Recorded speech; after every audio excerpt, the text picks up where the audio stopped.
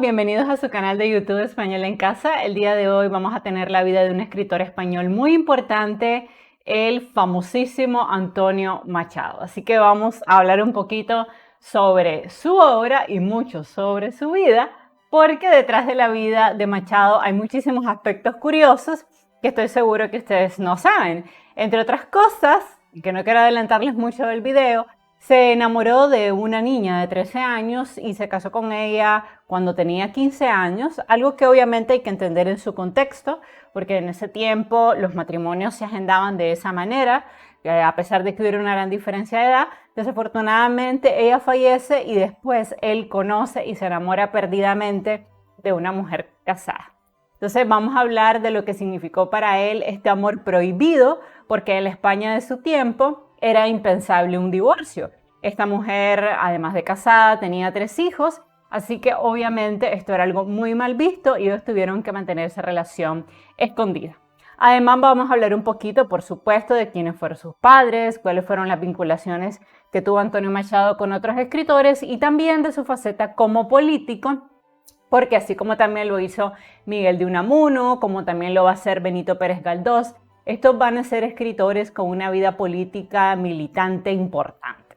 Así que bueno, les va a encantar el video de hoy. Si es la primera vez que están viendo este video en mi plataforma educativa, te pido que por favor te suscribas a mi canal, me regales un like y compartas sobre todo el link de este video en todas tus redes sociales para que más personas puedan llegar a este canal. Ya somos más de 30.000 suscriptores, así que bueno, vamos por nuestros siguientes 40.000 y esperemos que después por los 50.000 y finalmente por los 100.000. Muchas gracias porque ustedes hacen posible que este proyecto siga creciendo. También les recuerdo que si desean recibir asesorías personalizadas conmigo vía Meet, lo único que tienen que hacer es irse al botón unirme al lado de suscribirme y ahí se le van a desplegar todos los niveles de membresía. Hay diferentes precios desde $99.99 al mes, en dependencia obviamente de su capacidad económica y también de la cantidad de horas que necesiten. ¿Cuántas horas? Bueno, en dependencia del nivel, pueden ser 5 horas al mes, 10 horas al mes, 15 horas al mes. Y siempre es bueno también que ustedes me manden un correíto para yo saber que ustedes se van a unir al programa y también calendarizar nuestros encuentros, ya que muchas veces ustedes están ubicados en Europa, en los Estados Unidos, así que tenemos diferencia horaria. Así que bueno, tomar eso también en cuenta. Y si lo único que quieren hacer es apoyar la creación de contenido de este canal, recuerden que pueden unirse a cualquiera de mis otros niveles, 2.49, 14.99, 34.99, para apoyar simplemente la producción de contenido de Español en Casa.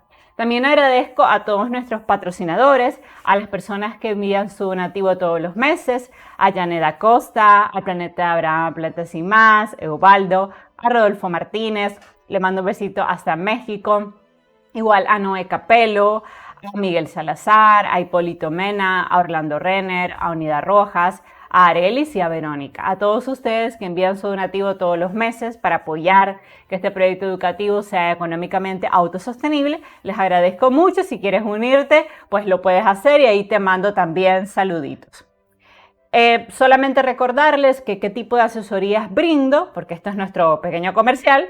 Bueno, pues elaboración de ensayos, análisis crítico de obras literarias, redacción de párrafos, edición de textos, creación de poemas y finalmente apoyo en la elaboración de tesis. Los servicios pueden ser en español o en inglés, en dependencia de cuál es el idioma que ustedes prefieran.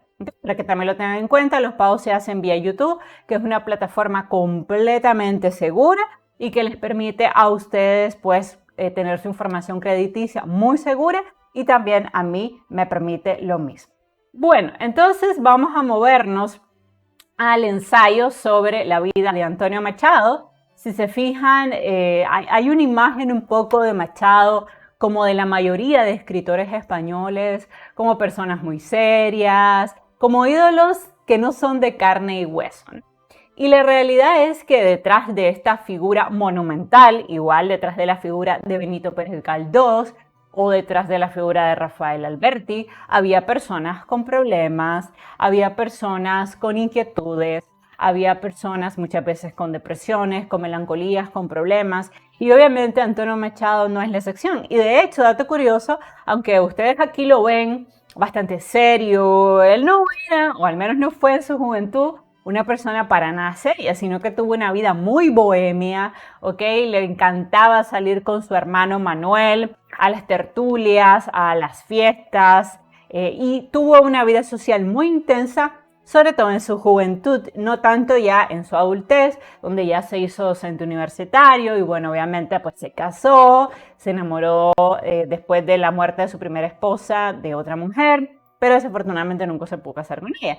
Entonces, detrás de la figura monumental que es Antonio Machado, detrás sobre todo de sus poemas, que es la faceta donde tuvo más éxito, también había una persona con inquietudes, con dificultades.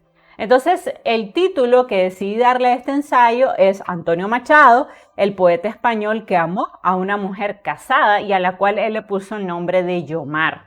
Y durante mucho tiempo esta relación fue una relación oculta, vamos a hablar de cómo ellos se veían, se encontraban, porque obviamente Yomar estaba casada, era una mujer que pertenecía a la alta aristocracia española, y pues en ese momento, además de que el divorcio ni siquiera existía en España, pues era muy, muy mal visto. O sea que ella no se podía divorciar, además tenía 3 hijos. Y cuando ocurría una separación, inmediatamente la patria potestad le iba hacia el hombre. Entonces, imagínense una mujer adúltera, o sea, era imposible. Pero bueno, vamos a hablar a manera de introducción, algunas generalidades y vamos a presentar al personaje de hoy. Antonio Machado fue un poeta, un dramaturgo y un narrador español perteneciente a la generación del 98. Se casó con una niña de 15 años cuando él tenía 44 años. Sin embargo, ella murió a los 2 años del matrimonio después de haber contraído tuberculosis y fue algo que a él lo golpeó mucho. Vamos a hablar también de esta gran diferencia de edad, pero entendiéndola en su contexto. O sea, actualmente, obviamente, un hombre de 34 no se puede casar con una niña de 15 años, pero en este tiempo las cosas eran diferentes. Esto fue un matrimonio incluso consentido por los padres de ella. A la familia pues le caía muy bien Machado, que ya era un hombre con estabilidad económica, un poeta de renombre. Y pues ellos tuvieron un noviazgo incluso de 2 años, a cómo se estilaba en la época, que iba a verla, que la madre siempre estaba presente. Y finalmente, cuando cumplió los 15 años, se produjo el matrimonio. Luego se enamoró profundamente de una mujer casada, a la cual dedicó gran parte de su poesía, y vamos a leer algunos poemas que él escribe a Yomar, porque Yomar trató de ocultar durante mucho tiempo que la relación con Machado hubiera incluido un aspecto amoroso. O sea, ella decía que ellos solo eran amigos. Sin embargo, vamos a leer hoy algunos poemas donde creo que va a quedar más que claro que ellos eran menos que amigos. Obviamente, pues ella lo hizo con el objetivo de proteger su identidad, él le cambia el nombre por eso, y evitar el escarnio público que hubiera significado su adulterio, ¿no? Además, ella incluso sacó un libro que tituló Sí, yo soy Yomar, donde ella aseguró que solo eran amigos, pero les voy a demostrar hoy que en realidad tenían una relación amorosa. Durante la creación de la Segunda República en España y la explosión de la Guerra Civil, tuvo que salir huyendo de España, pues le abrieron un expediente y lo acusaron de masón, lo cual en ese tiempo, durante la dictadura de Franco, era muy mal visto.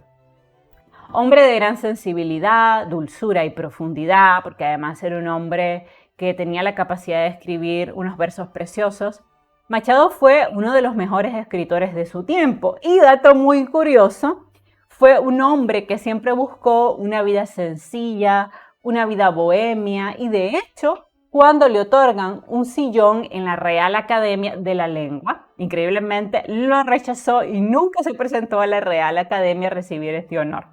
Ahí les voy a contar también una anécdota de una carta que él le manda a Miguel de Unamuno cuando se entera de que le han dado un sillón, algo que en realidad él nunca quiso.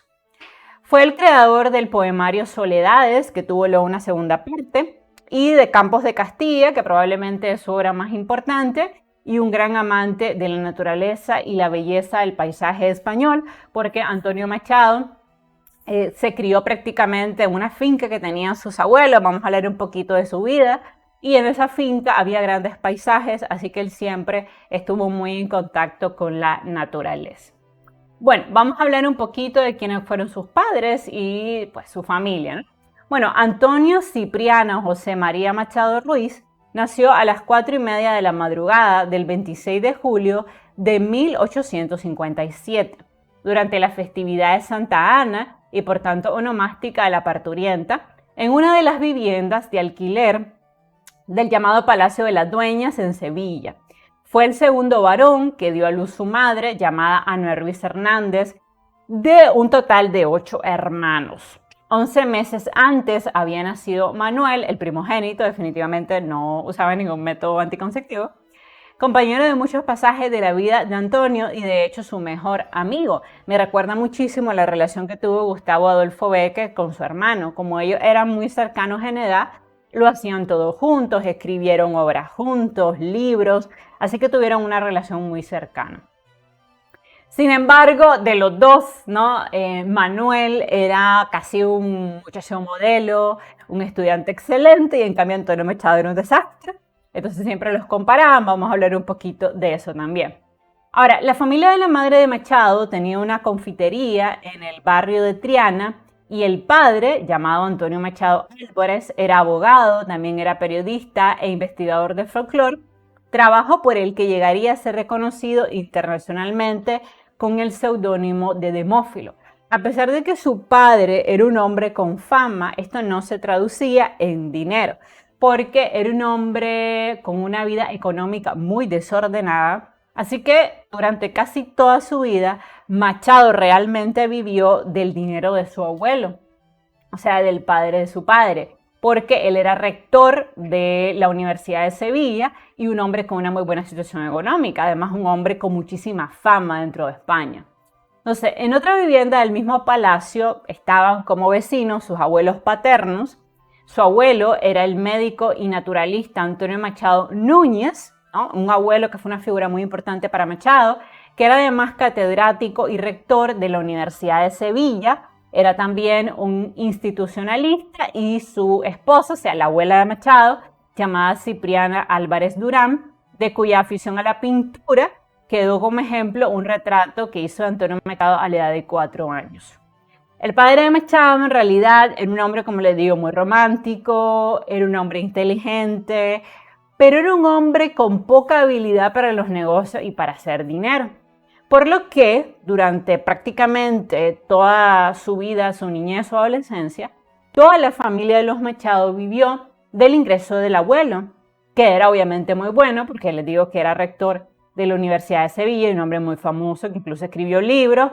Entonces pues era un hombre que velaba por la estabilidad económica tanto de su hijo como de la nuera, como de los nietos.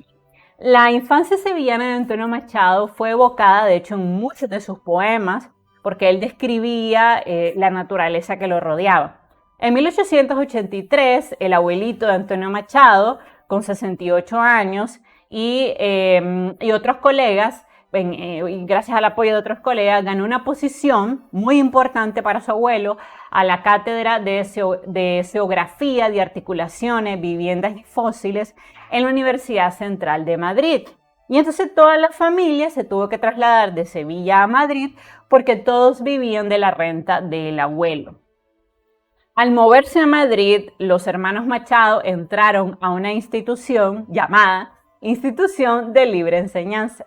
Y se llamaba así porque realmente este instituto promovía una enseñanza completamente libre, de forma tal que los niños aprendieran a su ritmo e incluso eligieran las asignaturas que iban a estudiar, ¿no? Por lo que, al menos en sus primeros años, Antonio Machado, no recibió una educación formal, y esto lo va a afectar en cierta manera porque cuando él llega a la universidad le va a costar mucho originalmente adaptarse a lo que significa un entorno más formal. Obviamente, pues él era un muchacho inteligente y va a lograr incluso terminar una carrera, va a terminar luego un doctorado, pero hay que entender que originalmente, en sus primeros años, la educación que él recibió fue bastante libre, ¿no? Además, es importante mencionar que la familia de los Machado era una familia de clase media, ¿okay? Pero que tenían holgura económica, o sea, no eran ricos, pero pues tenían una vida bastante acomodada, ¿no? Además, es importante decir que eran una familia de intelectuales. Por tanto, Antonio Machado, desde que era muy niño, tuvo a su disposición la biblioteca de su padre y la biblioteca de su abuelo.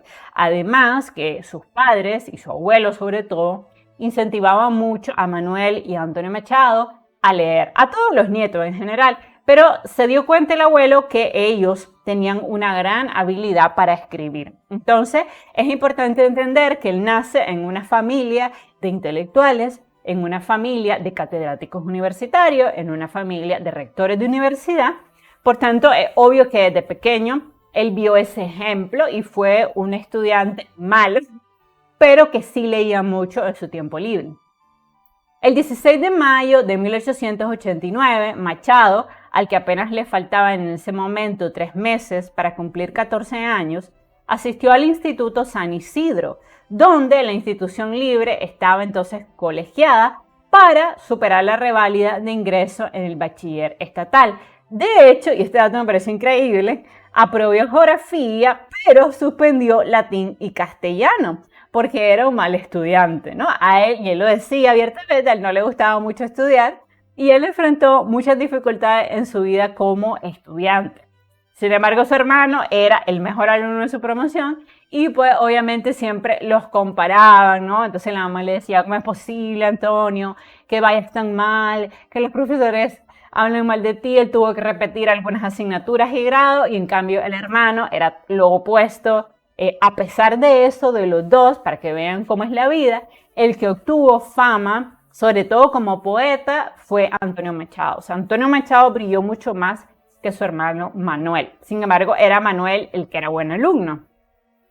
Entre tanto, la economía de la familia de los Machado llevaba años complicada, ¿ok?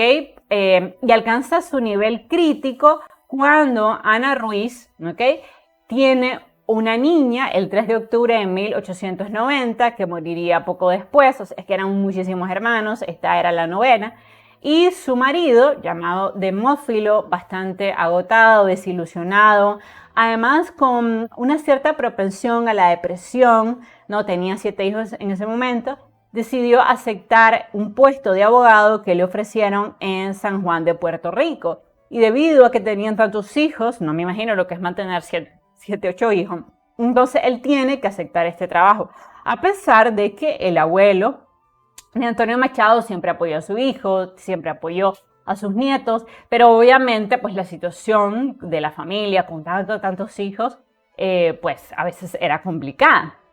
Entonces, Antonio Machado Álvarez, que era el padre de Antonio Machado, decide embarcarse rumbo al nuevo continente en 1892 y desafortunadamente contrae tuberculosis y muere, ¿no?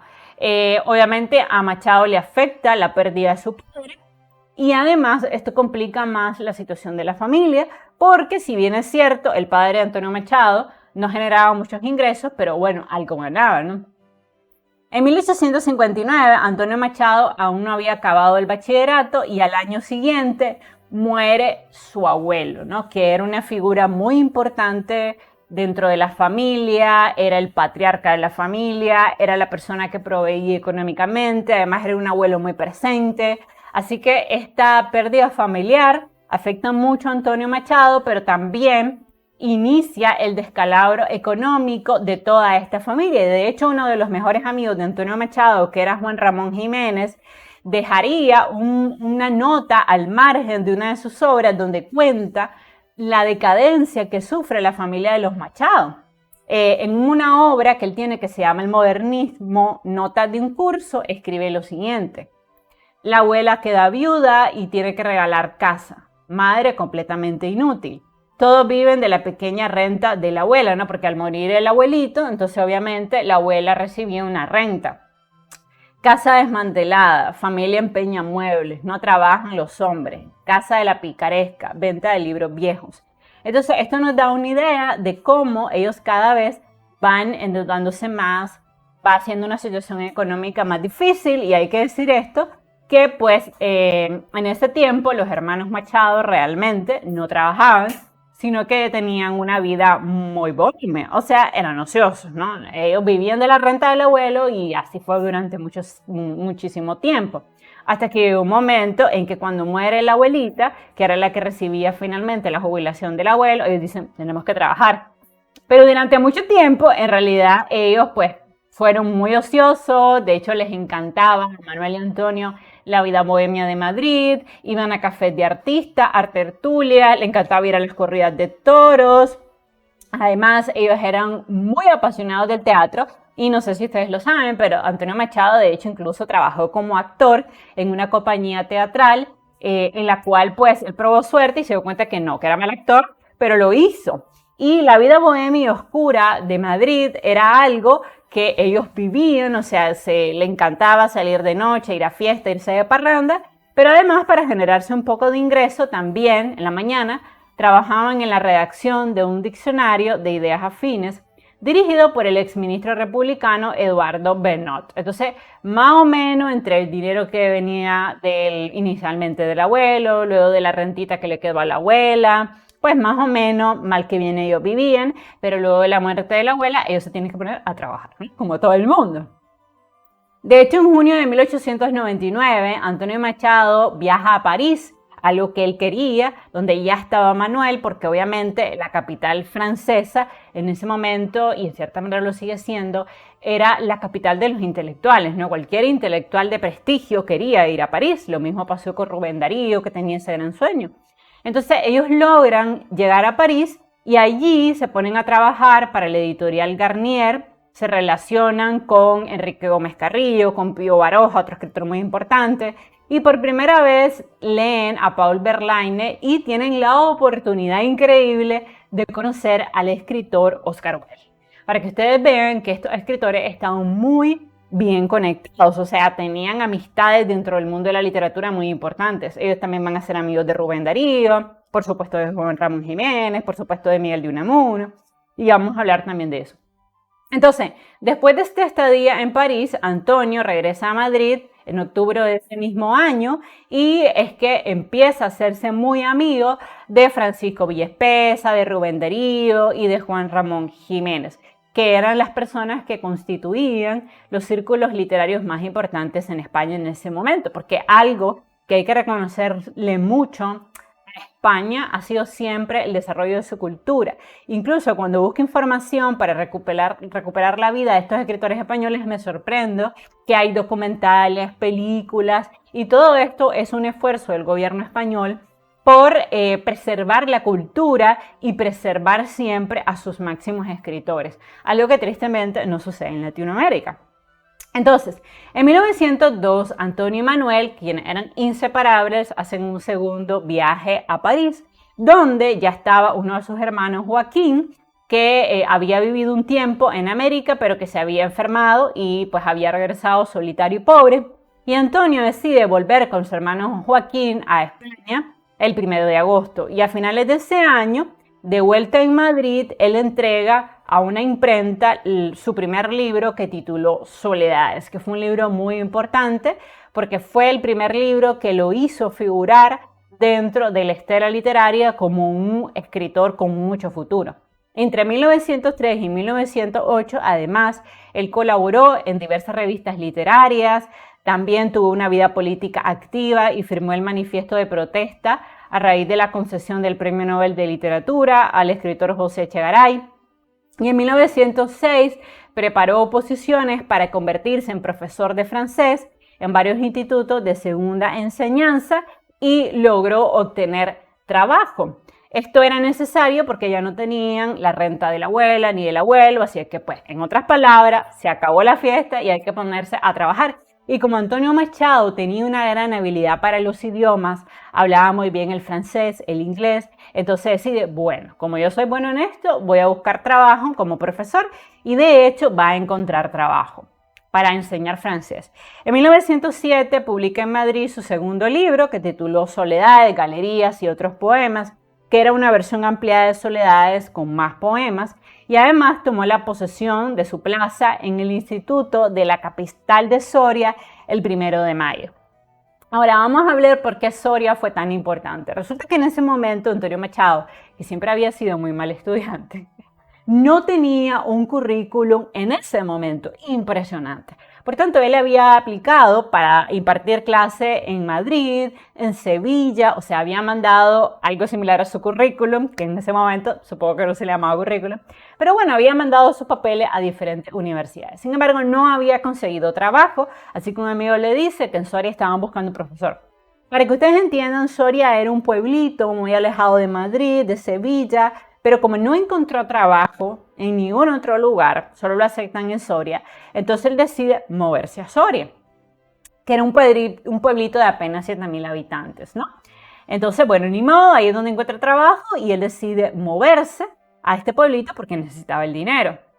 Entonces, este Machado de sus primeras obras, del Machado de Soledades, dio paso a un poeta diferente que cada vez se fue alejando un poco más de la vertiente estética del modernismo y trató ya de hacer una poesía más volcada a las preocupaciones de la España de su tiempo y también más orientada a describir la naturaleza. Y estando en Soria, esto fue bien importante porque lejos de esa vida bohemia, de esa vida de lujos, al estar en un pueblito como este, él conoce por primera vez la naturaleza, la gente de campo, y es algo que lo cambia, ¿no? Porque ve que el campesinado es diferente, la gente es más sencilla. Entonces, él también madura mucho estando en Soria. Y además, Soria es muy importante porque va a conocer a Leonor, una niña de 13 años que era la hija de la familia de la familia dueña, perdón, de la pensión donde se hospedaba Machado. Y cuando él conoce a esta niña, él queda flechadísimo, se enamora perdidamente e inmediatamente va a ver a los padres de la niña, que se llamaba Isabel Cuevas, y su marido, Seferino Izquierdo, y le dice que quiere cortejar a Leonor. Obviamente los padres le dicen, pero Machado, si tú tienes 34 años y nuestra hija tiene 13. Pero tenemos que entender, porque no quisiera que le diéramos una lectura equivocada a esto. En este tiempo era muy común estas alianzas entre hombres mayores y mujeres bastante jóvenes. Entonces los padres de la niña le dicen, bueno, tú la puedes cortejar siempre y cuando vengas a la casa con la presencia de su madre, o sea, de una chaperona.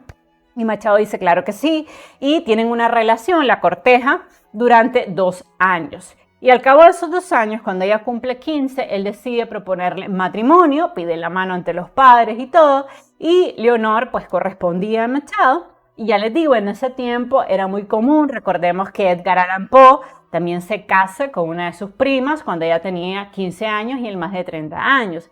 Entonces, pues obviamente esto hoy sería mal visto, estamos claros, pero en esa época era muy común. Además, los padres consintieron esta relación y finalmente Leonor y Machado se van a casar el 30 de julio de 1909, cuando ella cumple los 15 años, porque en ese momento era legal casarse a partir de los 15 años. Bueno, estaban muy enamorados a pesar de la diferencia de edad. Ella va a ayudar mucho a su esposo en la creación y en la edición de muchos de sus textos, pero desafortunadamente pues al final ella va a morir, pero bueno, no estamos ahí todavía. En diciembre de 1909 van a hacer un viaje a París con una beca que le conceden a Antonio Machado por parte de la Junta para la ampliación de estudios, con el objetivo de perfeccionar sus conocimientos de francés, y durante los 6 primeros meses la pareja viajó y visitó muchos museos y se hicieron muy amigos de Rubén Darío y de Francisca Sánchez, que si nosotros recordamos la vida de Rubén Darío, mencionamos que fue el amor de la vida de Rubén, que era una española con la cual él vivió más de 20 años, ¿okay? Porque en realidad él ya no estaba enamorada de esa famosa Garza Morena de Rosario Murillo. Entonces, pues ellos se hicieron muy amigos de esta pareja.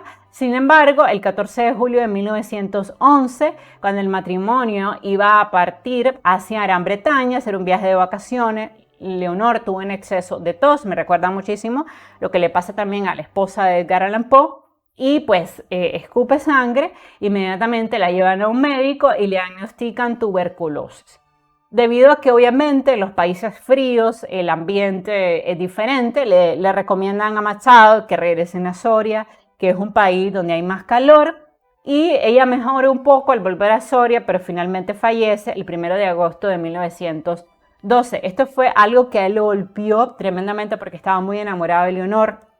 Y vienen 7 años muy difíciles para Antonio Machado, donde incluso en algunas ocasiones él intenta atentar contra su vida porque estaba muy deprimido. Lo golpea muchísimo la muerte de Leonor, ¿no? Lo destroza prácticamente y es tanta la depresión que él tiene que él decide irse de Soria porque todo le recuerda a Leonor. Los pasajes, la casa, obviamente los padres de Leonor.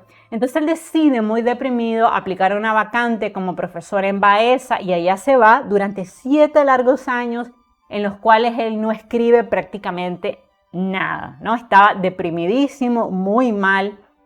Allí trabajó como profesor de gramática francesa y fueron años muy oscuros para él. Posteriormente, un poco para afrontar esta depresión, él dice, bueno, ¿qué puedo hacer con mi vida? Hacer algo que me distraiga de la pérdida de Leonor, y él decide estudiar la carrera de Filosofía y Letras, ¿ok? Y pues decide hacer la carrera un poco para distraerse, esto lo ayuda bastante, y pues termina esa carrera y solicita el traslado al Instituto de Segovia en 1919, posteriormente hace un doctorado en Filosofía y Letras y ya poco queda de ese Machado joven, mal estudiante, sino que ya es un hombre obviamente de más de 30 años, un hombre que comprende que tiene que estudiar, que termina una carrera para lograr tener mejor posiciones dentro de una universidad de mayor prestigio. Entonces llega finalmente a Segovia el 26 de noviembre de 1919 y se instala en una modesta pensión y participa en ese momento en la fundación de la Universidad Popular Segoviana junto a otros personajes importantes de su tiempo. Ocupa la cátedra de francés del Instituto General y de técnico de la ciudad e imparte clases hasta 1932, incluso se convierte en vicerrector. Ahora, Machado, que ahora contaba con la ventaja de la cercanía de Madrid, pues comenzó a volver a participar de la vida cultural de la ciudad, ¿no? Algo que en cierta manera él había perdido contacto con Juan Ramón Jiménez, había perdido contacto con varios escritores de su tiempo, con Pío Baroja, debido precisamente a que estaba deprimido, se había ido a Soria, pero al encontrar trabajo en Segovia, él vuelve nuevamente a participar de esa vida muy bohemia, recupera su actividad teatral, comienza a trabajar de nuevo con Manuel, actividad en la cual hay que decirlo no tuvo gran fama porque de verdad el talento de Antonio Machado era para la poesía, pero también trabajó como dramaturgo, ¿no? En 1927 fue elegido, y esto cuando yo lo leí me impactó, fue elegido miembro de la Real Academia Española, algo que él ni siquiera quería y nunca buscó. El nombramiento tomó por sorpresa al mismo Machado, que no tenía ningún interés por entrar a la academia. Era lo que no le gustaba. Por tanto, me parece increíble esto, nunca llegó a tomar posesión de su sillón porque no le interesaba el lugar. Y me impresiona porque, bueno, formar parte de la Real Academia de la Lengua es un honor. Pero les doy este dato para que ustedes vean que Machado era un hombre muy sencillo, ¿no? No era un hombre ambicioso, que buscara lujo, reconocimiento. Él quería simplemente vivir tranquilo. Entonces le ofrecen un sillón y él no acepta. De hecho, en una carta que le envía a Miguel de Unamuno, que también era parte de la RAE, le dijo, es un honor al cual no aspiré nunca. Casi me atreveré a decir que aspiré a no tenerlo nunca. Pero Dios da pañuelo al que no tiene narices, ¿no? Bueno, obviamente fue un desaire para la academia, que el gran Antonio Machado no quisiera ocupar el cargo, pero bueno, ni modo, no lo podían obligar. Y en ese momento Emilia Pardo Bazán, que también estaba insistiendo para que le dieran un sillón en la RAE, se ha de haber ardido en furia porque debe haber dicho, qué barbaridad, o sea, Antonio Machado le dan el cargo y no lo acepta, y yo que tanto le he pedido nunca me lo dan y nunca se lo dieron. Pero bueno, como dice él, es que también Dios le da pan al que no tiene dientes. En 1928, ¿ok? Y ahora viene un poco la parte del chisme, ¿no? Debería de hacer una viñeta donde mande chisme. Viene la parte del chisme, la parte buena, la parte humana de Machado. Resulta que hay una mujer muy importante en la vida de Machado que se llamó Pilar de Valderrama. Y vamos a hablar un poco de quién fue Pilar de Valderrama y por qué fue importante en la vida de Antonio Machado. Resulta que en 1928 había una aristócrata española llamada Pilar de Valderrama que era una gran admiradora de Antonio Machado. Y ella hace un viaje a Segovia porque había sufrido una gran decepción amorosa porque su marido le había sido infiel con una mujer mucho más joven, que al ver que este era un amor imposible se había tirado de una ventana de la calle de Alcalá, lo cual había sido un escándalo. Ahí es cuando ella se dio cuenta que su marido llevaba mucho tiempo siéndole infiel. Esto obviamente ya le duele, le rompe el corazón y descubre que la joven con la cual su marido tenía un romance se llamaba Feliz Ernestina Castro y era una muchacha muy joven de tan solo 25 años. Entonces ella queda destrozada por esto, entra en una gran depresión y le dice a su esposo que se va a tomar un descanso de la relación, arma maletas y se dirige a estar un tiempo en Segovia, donde como ella era una mujer muy rica, vamos a hablar también un poquito del origen aristócrata que tenía Pilar de Valderrama, se hospedó en el mejor hotel de la ciudad. Era una mujer muy rica. Ella era 20 años más joven que Machado y tenía 3 hijos con su esposo. Es cierto que uno de los objetivos del viaje era como poner distancia para ver si se podía arreglar esta crisis matrimonial, pero también el viaje tenía un segundo objetivo. Resulta que Pilar, que era muy admiradora de Antonio Machado, había conseguido una carta de presentación escrita por el actor Ricardo Calvo, que era amigo de una conocida. Y ella sabía que Machado vivía en Segovia y decide visitarlo, no conocerlo, porque ella era una gran admiradora de la obra de Machado. Ella también era escritora. No era una escritora famosa, pero había publicado algunos libros de poesía. O sea que más o menos el motivo del viaje era doble. De hecho, hay una carta que ella le escribe a una de sus mejores amigas donde relata cómo fue el encuentro con Antonio Machado. Y ella dice lo siguiente: no puedo expresar la emoción que tuve al encontrarme con él y estrechar su mano. Era el poeta tan admirado el que estaba ante mí, con todo su desaliño, porque además era un hombre que no se arreglaba mucho. Sí, pero también con un rostro bondadosísimo, una frente ancha y luminoso, una cabeza, en fin, admirable, sobre un cuerpo alto, desgarbado y poco atractivo. Al verme, no supe qué pasó con él, pero advertí que se quedó como embelesado, pues no dejaba de mirarme, y apenas habló para decirme cuánto sentía estar tan ocupado con los exámenes en ese momento, cuando ella lo visita, que no podía acompañarme ni atenderme como sería su deseo. Añadió que 2 días después terminaba su actuación en el tribunal y tenía que irse a Madrid, lo que lamentaba, pues le agradaría verme y serme útil. Eso lo cuenta ella en una carta, porque luego Pilar Valderrama incluso escribe un libro donde ella confiesa abiertamente que ella era la famosa Guiomar, esa musa que durante mucho tiempo se pensó que era una musa creada por Machado, pero que en realidad era ella, era una mujer que existía. Sin embargo, obviamente era un amor imposible. Pilar pertenecía a la alta burguesía madrileña, su padre era diputado del Partido Liberal, además gobernador de Oviedo, Alicante y Zaragoza. Ella había escrito, como les decía, algunos libros de poemas, así que cuando Antonio Machado la vio y quedó prendado de su sensibilidad, de su inteligencia, inmediatamente supieron que era un amor imposible, ¿no? Pero fue así que inició una relación amorosa que duró 9 años y que de hecho se interrumpe cuando estalla la Guerra Civil Española. Ahora, obviamente esta relación amorosa con Pilar, que era una mujer casada, se mantuvo completamente oculta porque el divorcio no era una opción para ella. Primero porque tenía 3 hijos, segundo porque el divorcio era mal visto, recordemos que ella era una mujer burguesa, su padre era diputado, o sea que ella tenía que mantener la imagen de mujer decente, ¿no? De mujer modosa, por así decirlo. Esta relación rejuveneció mucho a Machado, recordemos que entre ellos había una diferencia de edad de 20 años, y también le ayudó a salir de la depresión tras el fallecimiento de su esposa. Y con el objetivo de ocultar su identidad, Machado decide escribirle muchísimos poemas a Pilar, pero le cambia el nombre a todos sus poemarios y le pone el nombre artificial de Guiomar.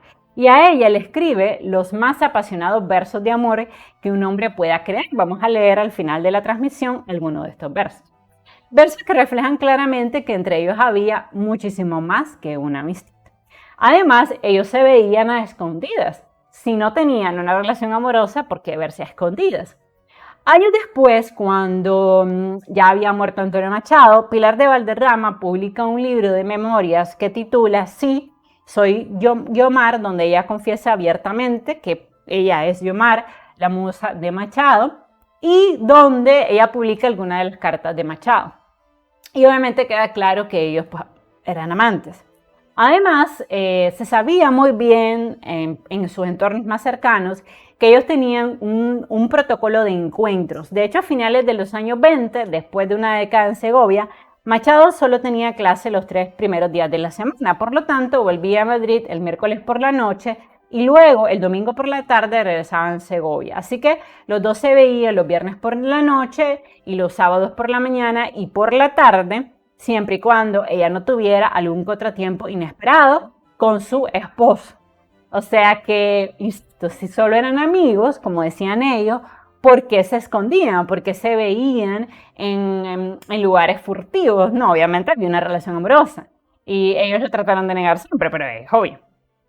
Luego, después de separarse, esos encuentros muy fogosos que tenían los viernes y los sábados se escribían prolíficamente. Ella le mandaba cartas a Segovia para que él recibiera cartas martes y miércoles mientras él daba su clase y volvía a Madrid, ¿no? Obviamente él también le mandaba cartas a ella por medio de la mensajería continental o por medio de las amigas de Pilar, que eran Hortensia Peinador, María Estremera y Martés Valdés. De hecho, hay un corpus de 240 cartas que él le manda en un espacio de más de 9 años. Muchas de estas cartas Pilar las destruyó, las quemó, le tachó partes, ¿ok? Esas partes donde pues se hablaba abiertamente de la relación física que tenían, ustedes ya me entienden.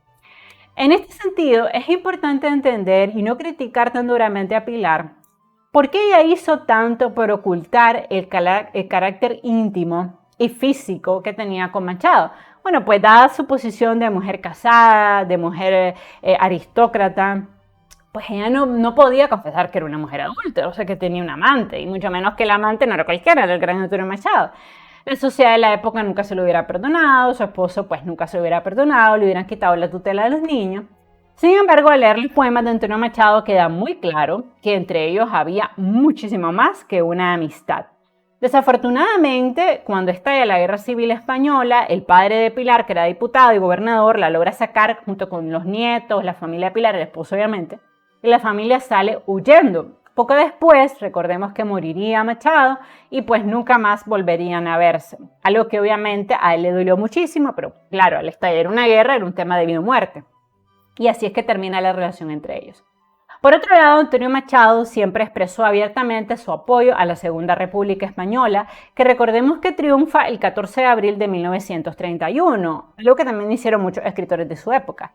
De hecho, el poeta fue requerido para ser uno de los encargados de izar la bandera tricolor en el balcón del ayuntamiento. En 1931, la República le concedió a Machado una cátedra de francés en Madrid, donde a partir de 1932 pudo vivir de nuevo en compañía de su familia. En esa época, Machado estrenó varias comedias escritas con su hermano Manuel. Durante los siguientes años escribió menos poesía, pero aumentó su producción en prosa y publicó muchos artículos en el Diario de Madrid y en El Sol. Por desgracia, cuando estalla la Guerra Civil Española, inmediatamente él recibe la oferta de ser evacuado por el peligro que corría. Ya habían asesinado a Federico García Lorca. Y pues, para que ustedes se den cuenta de quiénes eran los amigos de Antonio Machado, lo visita Rafael Alberti y Miguel de Unamuno y le dice que por favor se vaya de España, que lo van a evacuar a Francia. Al principio él no quiere, pero por la insistencia de los hermanos y de la madre, él decide pues aceptar ser evacuado. Él ya estaba bastante enfermo, era una persona mayor ya, le habían diagnosticado arteriosclerosis, tenía también una úlcera gástrica y muchos problemas de visión. De hecho, Machado, al igual de lo que pasa con Benito Pérez Galdós, prácticamente muere ciego. Entonces, bueno, la familia de Machado y él obviamente pues son acogidos en la Casa de Cultura de Valencia, se instalan breve tiempo en Villa Amparo, un chalet en la localidad de Rocafort, desde finales de 1936 hasta 1938. Y luego fueron evacuados hacia Barcelona, tratando de protegerlo por si había algún atentado, pasaba algo. Durante su estancia en Valencia, él siguió escribiendo, aunque su salud se deterioró todavía más. De hecho, publicó artículos, análisis poemas, discursos, asistió al segundo Congreso Internacional de Escritores para la Defensa de la Cultura, o sea que a pesar de todo, él siguió manteniendo una vida muy activa. En 1937 publicó su obra La Guerra con ilustraciones de su hermano José Machado Ruiz, obra de compromiso histórico y testimonial que incluye una elegía tristísima que él le dedica a Federico García Lorca que se llama El crimen fue en Granada. Ahora, ante el peligro de que Valencia por la guerra quedara aislada, ellos se trasladan a Barcelona, se quedan un tiempo en el Hotel Majestic, ocupan la finca de Torre de Castañer, pero el 22 de enero de 1939, ante la inminente ocupación de la ciudad por las fuerzas del bando sublevado, el poeta y su familia salen de Barcelona para ser evacuados hacia Francia. Ya por esa época estaban buscando a Machado, le habían abierto un expediente, supuestamente por ser masón, algo que nunca se comprobó, pero que durante la dictadura de Franco era mal visto. Yo sé que ustedes dirán, qué tontería. Claro, es una tontería, porque cada cual puede tener la ideología que quiera, pero era algo muy mal visto. Entonces recordemos incluso que por esa época quien se encargaba de llevar estos expedientes era Miguel de Unamuno, que era muy amigo de Antonio Machado y que obviamente intercedió por él hablando con Franco, como intercedió por otros de sus amigos, pero al final esta intercesión no sirvió de nada porque a todos los apresaron, a la mayoría los asesinaron. Entonces, pues, a él le abren el expediente y él se da cuenta que no puede seguir en España bajo ningún concepto, lo van a matar, lo van a fusilar, y junto con un grupo de 40 personas, ellos deciden irse a Francia definitivamente, ¿no? Ya tenido la esperanza de moverse a otras ciudades donde no había llegado el conflicto en España, pero ya en ese punto, en 1939, había que irse. Se montan en un carro, pero como ya los estaban persiguiendo, tienen que salir huyendo y, bueno, dejan tiradas las maletas, tienen incluso que llegar a la aduana francesa caminando, fue bien complicado. No, unos coches de hecho lo llevaron hasta la estación ferroviaria de Cerveré y a la mañana siguiente se trasladaron en tren hacia Collioure, Francia, pero por desgracia Antonio Machado no pudo culminar el viaje y murió a las 3:30 de la tarde del 22 de febrero de 1939, un miércoles de ceniza. Me van a dar un momento porque tengo que recoger una cosa, pero ya vuelvo. No se vayan, por favor. Ya voy. Sí, soy yo.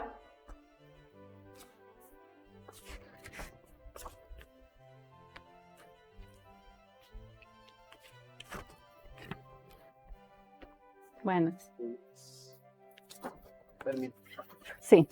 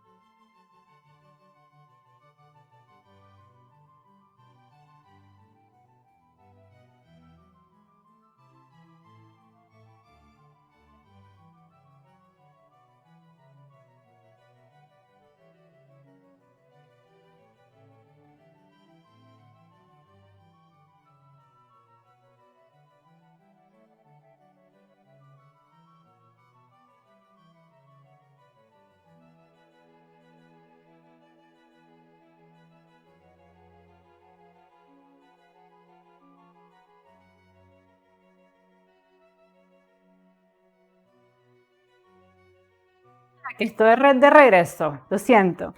Van a decir la profesora, aquí estoy. Venía algo importante, así que lo tenía que recibir. Entonces, bueno, aquí estoy de regreso. Gracias por esperarme. Ustedes saben, esta es la magia de los en vivo y de este tipo de video. Entonces resulta que, bueno, ellos lo van persiguiendo, se tienen que bajar de los vehículos, finalmente caminando logran pasar la frontera francesa, pero ya Antonio Machado iba súper enfermo, así que él termina muriendo en este pueblito de Collioure el 22 de febrero de 1939, un miércoles de ceniza. De hecho, José Machado relataría luego que su madre, muy en shock por la muerte de su hijo, aunque le mienten, le dicen que Machado va a mejorar y ya había muerto, ella se pone a llorar, se pone muy mal porque la madre de Machado tenía una relación muy cercana con su hijo y ella muere de tristeza el 25 de febrero, justo el día en que cumplía 85 años de edad, haciendo efectiva la promesa que ella le había dicho a Machado en Rocafort cuando iban huyendo, que le dijo: estoy dispuesta a vivir tanto como mi hijo Antonio, y lo cumplió realmente. Él muere el 22 de febrero de 1939, que fuerte, ¿no? Y ella muere poquitos días después, apenas 3 días después, el 25. Y pues los entierran en Collioure. Bueno, como todos los profesores de segunda enseñanza, Machado obviamente y tristemente fue sometido por las autoridades franquistas a un expediente de depuración. De hecho, la Comisión de Depuración C de Madrid pidió un informe al Instituto Cervantes de Madrid, donde tenía su plaza de catedrático, y la dirección del centro pues le comunicó a la comisión que él había fallecido, así que de manera póstuma, que me parece algo sucio, lo separaron definitivamente del cuerpo de catedráticos del instituto. Al igual ya estaba muerto, ¿no? 2 años después de haber muerto en el exilio. También, mucho tiempo antes, al comienzo de la Guerra Civil Española, los compañeros de Machado, y esto es triste, del Instituto de Segovia lo habían declarado un indeseable y le habían hecho un acto de repudio. Hubo que esperar hasta 1981 para que fuera rehabilitado póstumamente como profesor del Instituto Cervantes de Madrid por orden del gobierno ministerial de un gobierno democrático. Bueno, a manera de conclusión, podemos decir que Antonio Machado fue uno de los miembros más importantes de la generación del 98, amigo personal de Rubén Darío, de Rafael Alberti, de Miguel de Unamuno, de Emilia Pardo Bazán y de Juan Ramón Jiménez. Comenzó a escribir poesía y obras de teatro desde muy joven y llevó inicialmente una vida muy bohemia, marcada por las penurias económicas, algo que a él no le importaba porque era un hombre muy sencillo, se acomodaba donde fuera. Ahora, gracias a sus habilidades como intelectual, logró vivir de su plaza como profesor de francés en varias universidades españolas. Fue hombre de solo 2 mujeres. La primera de ellas fue una niña de la que se enamoró perdidamente y que con tan solo 15 años se convirtió en su esposa, mientras él tenía 34. El segundo amor de su vida fue una mujer casada, con la cual nunca pudo tener un amor abierto, ya que en España de su época pues era imposible pensar en un divorcio, era una España muy conservadora. Cuando estalló la Guerra Civil Española, Machado fue vacado a Madrid, luego a Barcelona y finalmente a Francia, y murió en el trayecto en compañía de su amada madre, quien tan solo murió 3 días después de la muerte de Machado. A pesar de ello, los versos escritos por Machado a su amada Guiomar, que era Pilar de Valderrama, que lo sabemos hoy, pero que durante mucho tiempo no sabíamos quién era Guiomar, nos siguen sorprendiendo por su belleza, su romanticismo y su sensualidad, prueba de lo que fue un amor a prueba de balas, porque siempre, siempre, siempre, hasta el final de su vida, la amó y le siguió escribiendo poemas. Incluso antes de morir, también le escribió varios poemas.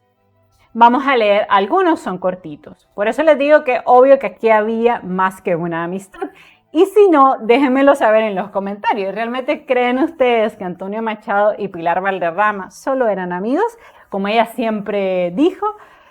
Cuando leamos el poema, déjenme saber en la casilla de los comentarios qué opinan ustedes. Mi opinión personal es que ellos eran amantes, es obvio.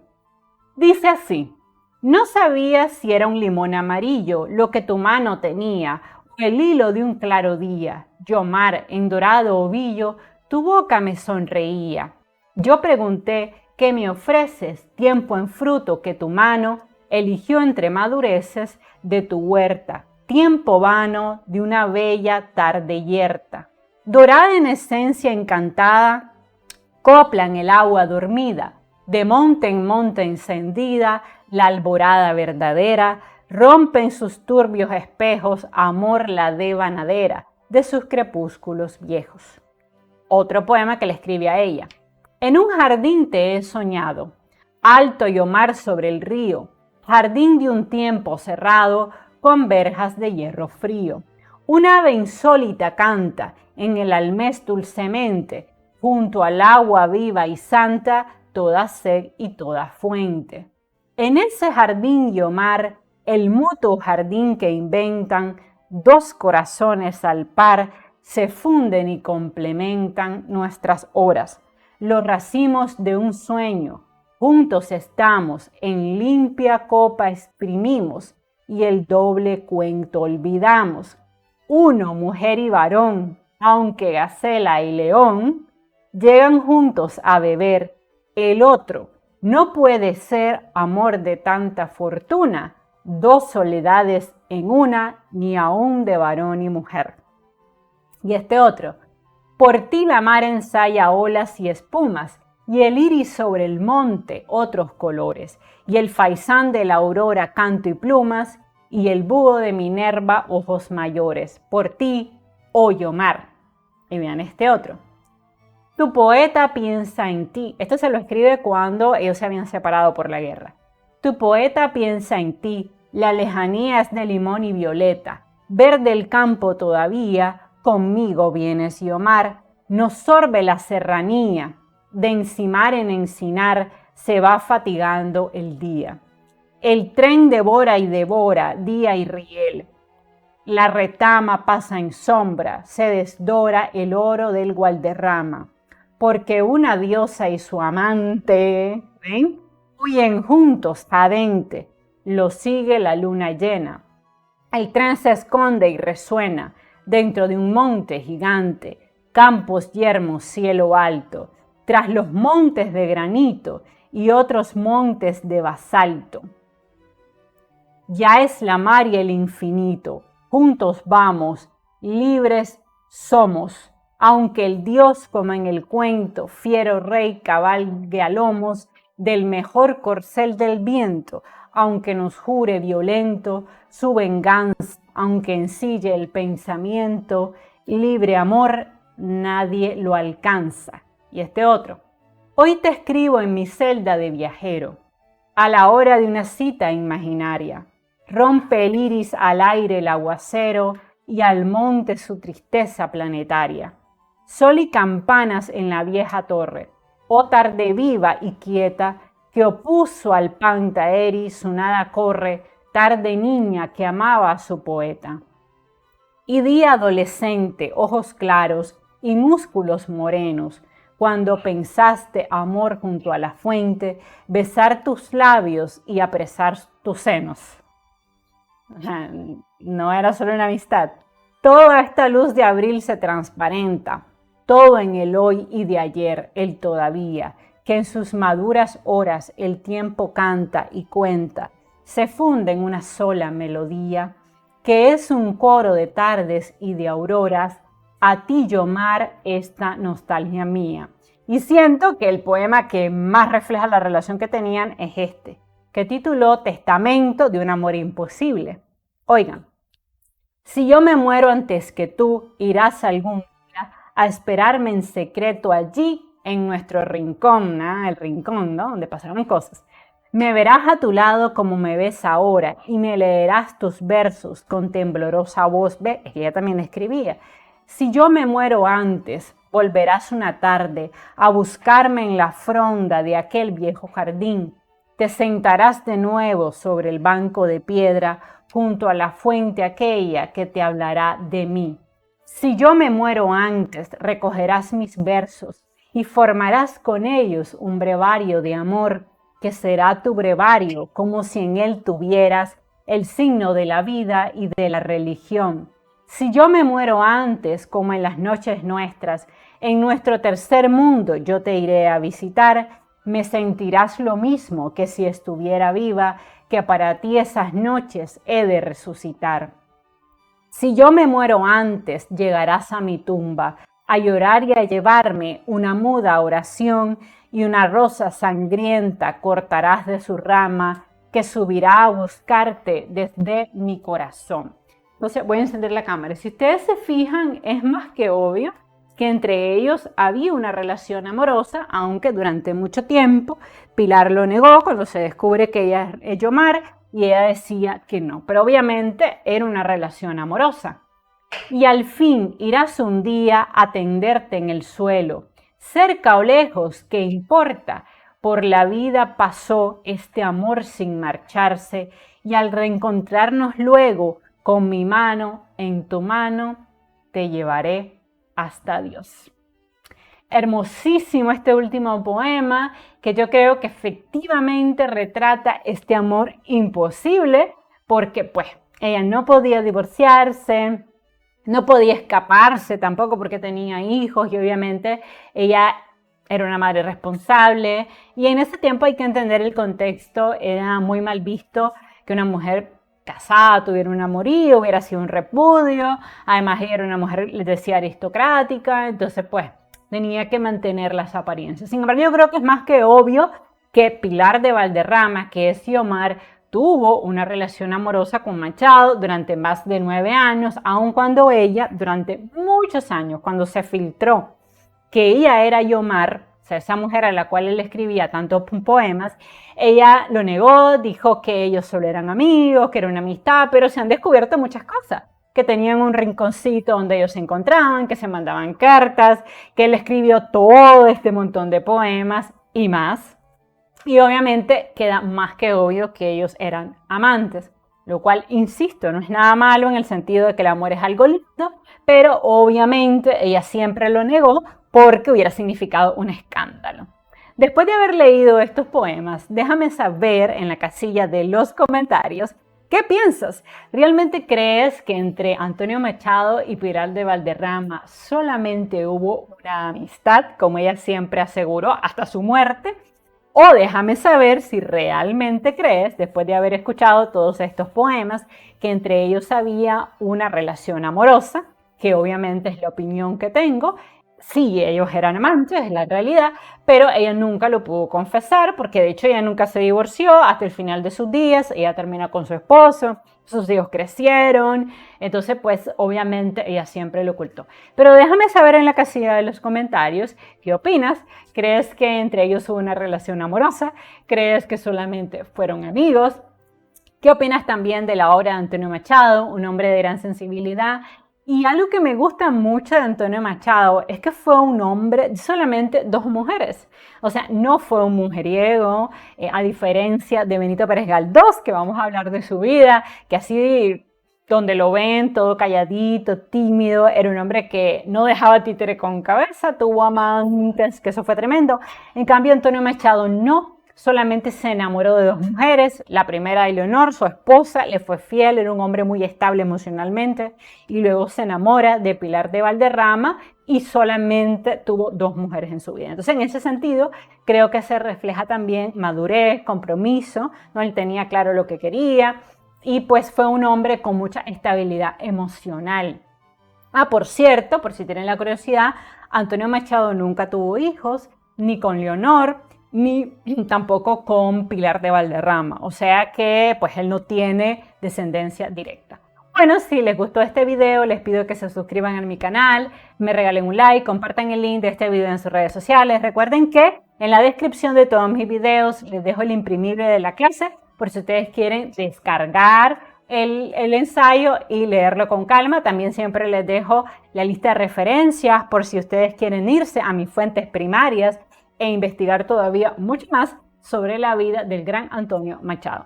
Les mando un beso y un abrazo y nos vemos muy pronto con la vida de otro escritor español muy importante, el gran Benito Pérez Galdós. Bye bye, nos seguimos viendo.